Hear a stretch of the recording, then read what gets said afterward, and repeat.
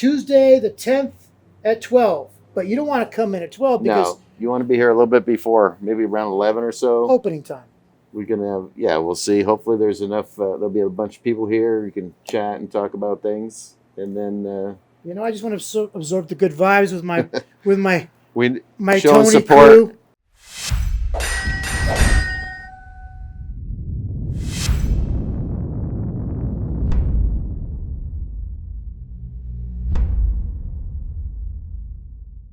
So when did you last talk to Tony? I think I saw him on Friday afternoon. He's doing good? He's doing very, very well. Tony is... Amazing well. He's the Amazingly man. well. So. I don't blame him. He's enjoying some time with his wife and kid. It's Labor Day, right? True. Everybody's got to take a little break once in a while. So. This is my break right here.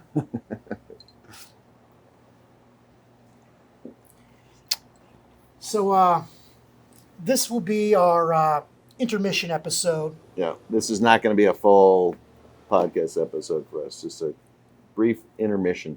Well, obviously, the life of the party's not here. Well, he deserves a little time off with the family. So. I want that for him. Yeah. La bella vita, as we say in Italian. And Tony is a man, has been blessed, and life is beautiful for him. That's absolutely true. That's so true. So. I went by and saw him last night, and I mean, that kid, when his wife brought the kid in, he's so big. Maximus? Yeah, Maximus. I said, you know what, Tony? I said, he should be carrying her. Yeah. He's a big boy. A couple more months, that may be the case. I mean, he looks like a little tough guy. Yeah. The way his hair's growing, he looks like a little Marine. Yeah. I spent some quality time with him the other day. I actually got to feed that little baby. It was amazing. It's been a long time for me since I fed a baby. A little big guy. I mean, I saw you holding him in your lap. Yeah. That's cool. That takes me back to when my kids were little. My neighbor, she had a saying, because, I talked a little bit about, they're taking a lot of my time. Older woman from Ireland, she said, this is some folksy wisdom. She said, the days are long, but the time is short. Mm-hmm. And that put into perspective, they're only little for a little bit of time. That's right. And you got to enjoy it.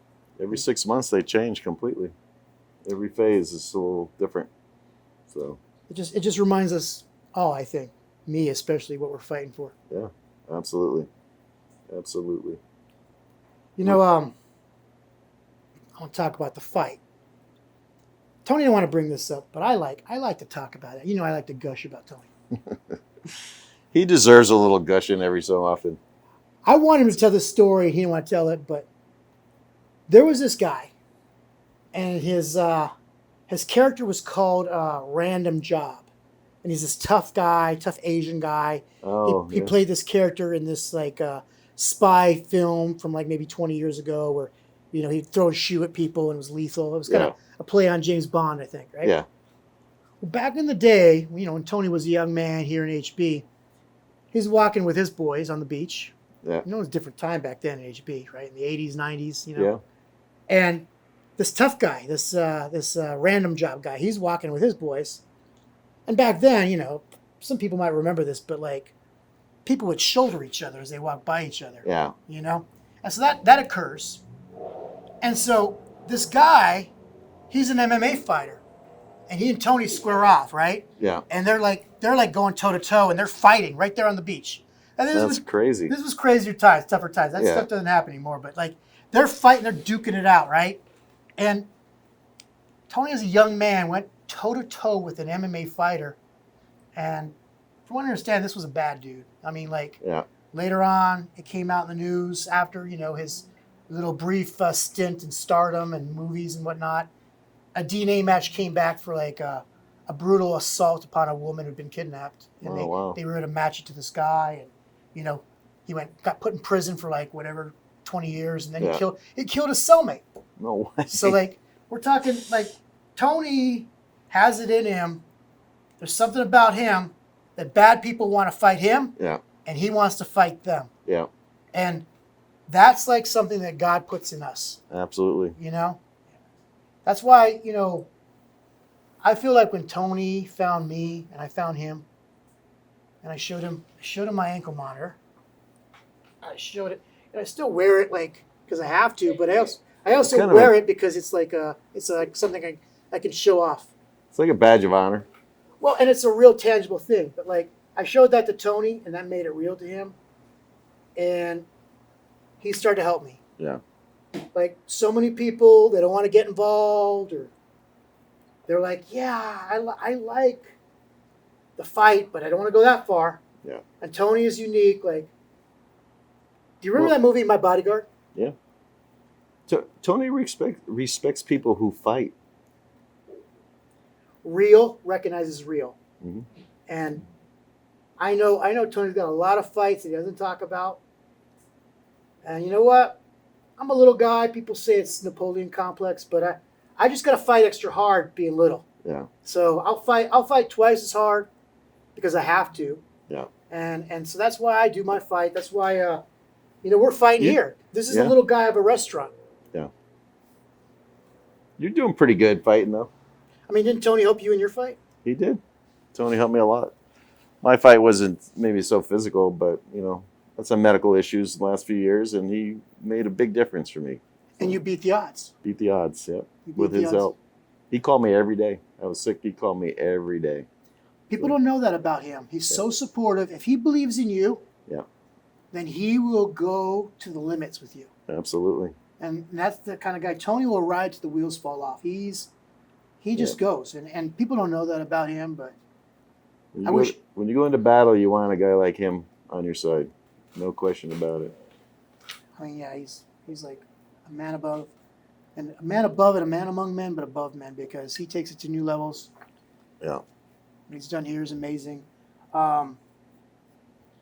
Just recapping what we've been fighting for. We talk. You've got kids. I've got kids. My fight coming up. I have. I think I should mention it since we're just doing a brief little thing here. Yeah. So on the 10th of September, roughly like a week from now. Yeah, it's a Tuesday, I think, too, right? Tuesday the 10th. Yeah. Tuesday the 10th, I have a hearing in D.C., Washington, D.C., for my January 6th case. Okay. And but you don't go to Washington, D.C. for that. You're able to do that remotely from here, right? Well, not yet. Yeah, so basically 8 weeks and counting. I got 8 weeks left till my court date, and then I take that one-way flight to Washington, D.C. But in the meantime, I got an important hearing coming up, and it could help and change things because I need to prepare for my case and prepare for my defense. I need the judge to give me certain things. There's been a lot of interest in my case because Tony's interested, and he's drumming up support because he's like, why aren't people here? Why aren't people coming in the hundreds? Like that's his mentality. Yeah. And so when somebody's willing to go that far for you, you want to like rise to it. So I'm going to have my Zoom hearing here. Yeah, at the restaurant, which you've done that in the past and it's worked out well. I've had to do it, and you know what? It's a matter of public interest. There are people that want to know. Sometimes people need to be reminded because they don't know that you got like a J6er. I didn't do anything wrong. I went to let my voice be heard. Mm-hmm.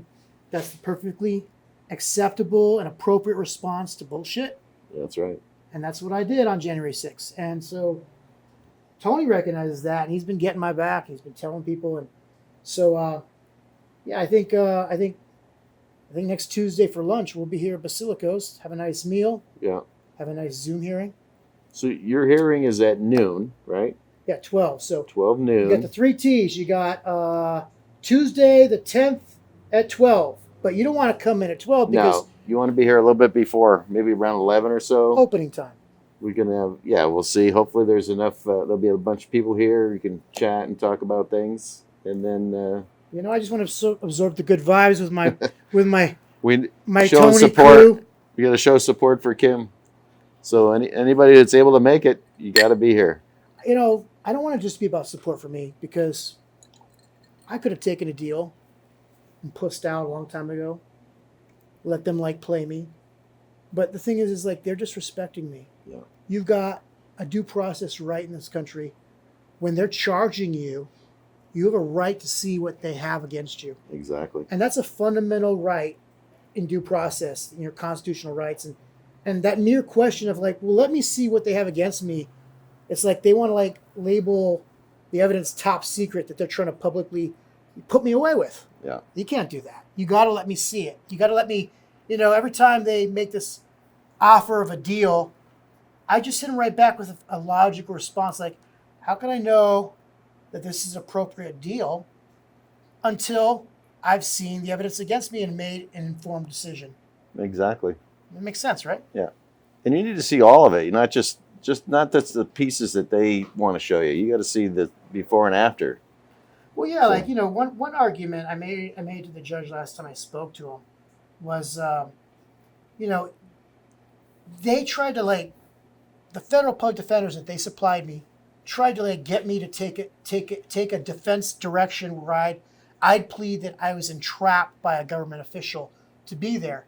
And I was like, who? Like the Capitol Police? What government official was it? Who'd they say? When I make this defense that you're suggesting, do I say the Capitol Police entrap me? Because they're smiling, they're putting on MAGA hats, they're opening doors and everything. Yeah. He said, no, Donald Trump.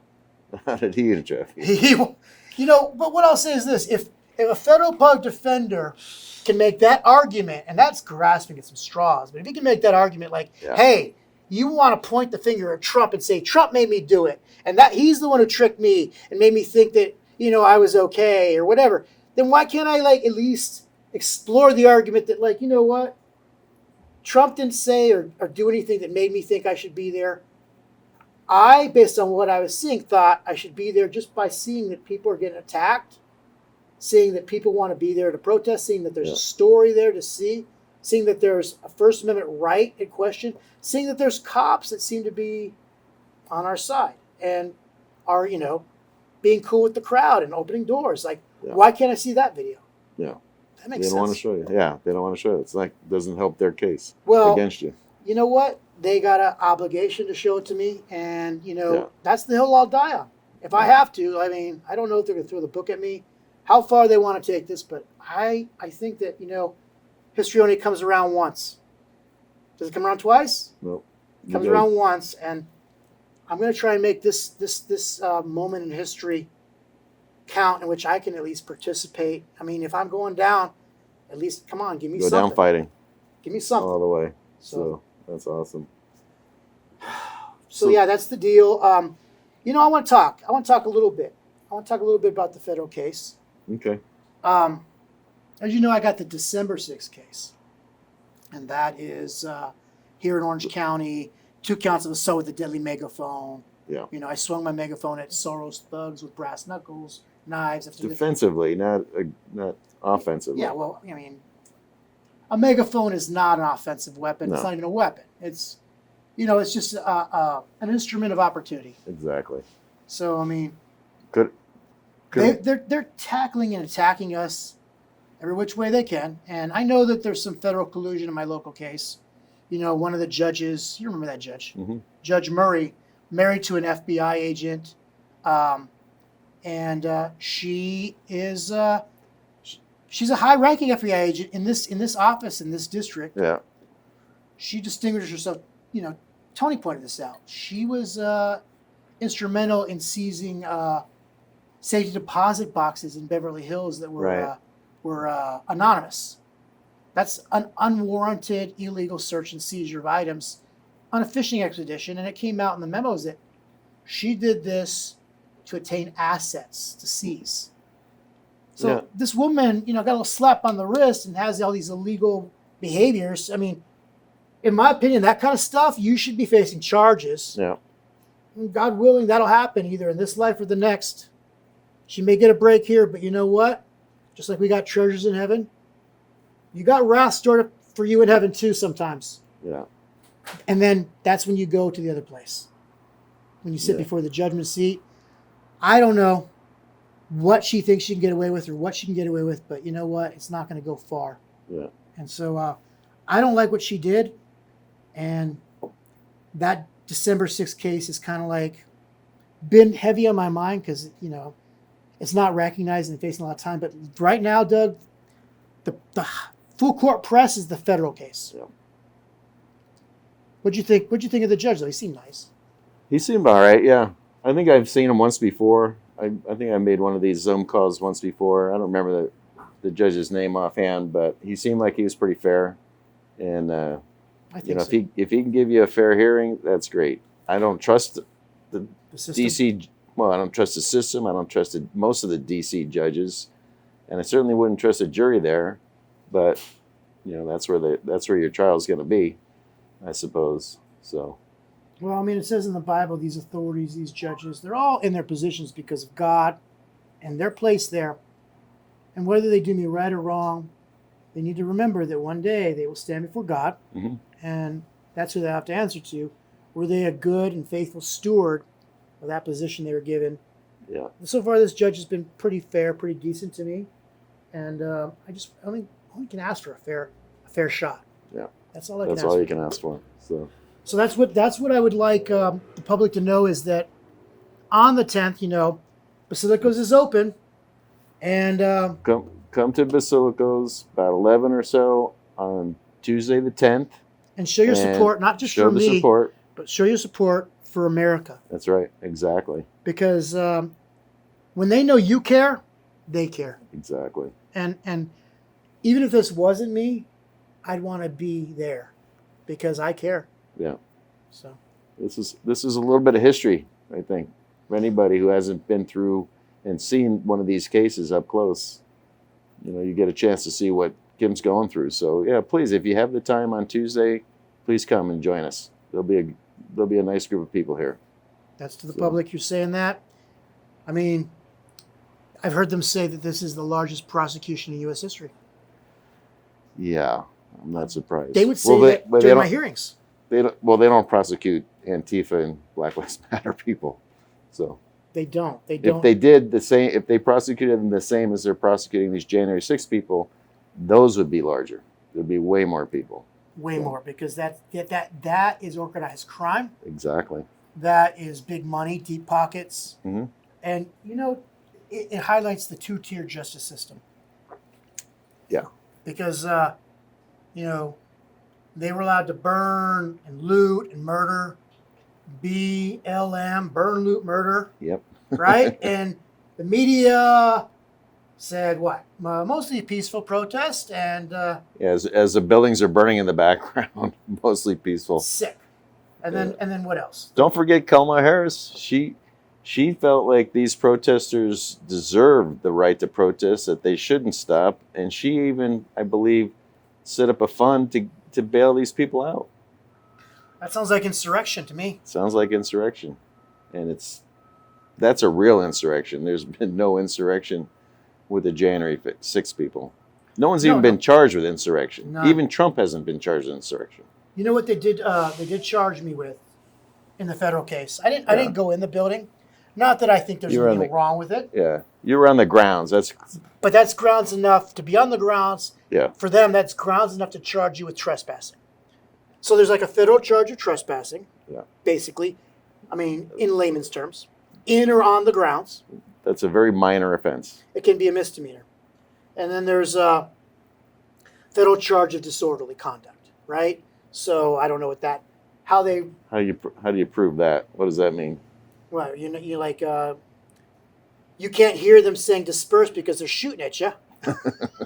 Rubber bullets and concussion grenades are kind of like, coming at you. They're kind of tapping my little what do you want to call it? But they're scrambling my mind. But yeah, so if you can't hear anything because your ears are ringing, because they just decided to go percussion grenades going off around you. Yeah, they decided to go full metal jacket on us, but So yeah, that's again another it can be another misdemeanor, federal misdemeanor, and then there's the other one. This is their bigger one. It's called something to the effect of obstruction of a congressional proceeding, right? Okay. And that's the one that I think the Supreme Court just found was loosely interpreted by the federal government because. What they were doing was they were saying they're applying something where people write something weird or off and then they submit that into the record or something, or maybe they get paperwork or something, and they said it's a misapplication. Yes. So, So I that understand charge should go away then. that should go away. But here's the funny business they did. So that one, about 6 months ago, they doubled it and gave me a second count of that one. You're kidding. Now about I think they saw the writing on the wall with the Supreme Court decision. You know, they figured, yeah, they're not going to let this fly. So they added a second count of that one. So I had 4 counts for a moment. And then, you know, the Supreme Court decision was like 2 months ago. So then they said like last month, oh, you know, we filed a motion and got that additional 4th count taken off, dropped. It's like, okay, but you know what? It seems like a bait and switch because weren't you supposed to apply that to the first count? Yeah. So that's what I think there's some funny business going on because if the first count should have been affected by that Supreme Court decision and they haven't removed it, then all they're left with is a couple misdemeanors. And they want to get me to plead guilty to one of those misdemeanors as a felony and they'll give me a deal. Yeah. You know what? No deal. No deals. Don't take any deals. You know, what went through my mind is something I've heard Tony say. Who the fuck do they think they're talking to? Do they think we're stupid? You know, do they think I'm stupid? You know? Well, they're trying their best to get you to take a deal, I guess. Your defense attorney is trying to. I mean, it's obvious they're working for the government, not for you. I mean, it seems like ineffectual assistance of counsel. It seems like collusion. Yeah. I mean, but I don't pay her bills. Who does? Well, yeah, the federal government does. They pay. So you know what? You get what you pay for. I got nothing. And you know what? I think I need a fair shot. If you're not going to do the right thing and remove the serious charge like you're supposed to, you're just going to do a little smoke and mirrors, I'm never going to trust you. Yeah. And, you know, I told the judge I'll give it another chance, but I want to see what she has to say. I've fired off an email to her and specifically asked her, what do you intend to do about that one? Any answer so far? You know, give her some time. But you know what? You should find out maybe this week. No answer is an answer, too. Yeah. Whatever she chooses to do, you know what? Yeah. I think the truth's on my side. Yeah. All right. As I always say, God willing. Let's pray for a good result on Tuesday, the 10th of September, and God willing, have some people here. And a little scripture too. The Bible says, "Faith without works is dead." Right. So you may believe I should get a fair shot. You may want me to get a fair trial. You may want the judge to think about what's the right thing to do. But faith without works is dead. I'd like to see some people, put the work in and come down here, hang out with you, me, Tony Roman will be here. And there'll be several more people. It'll be a fun time. A good gathering of patriots and concerned citizens and whoever you want to call them, whether they're courtroom observers. Yeah. I mean, the courts are open to the public. That's right. So. All right, brother. All right, Doug. It was good. Keep the faith. Good hanging out until we meet again. Awesome.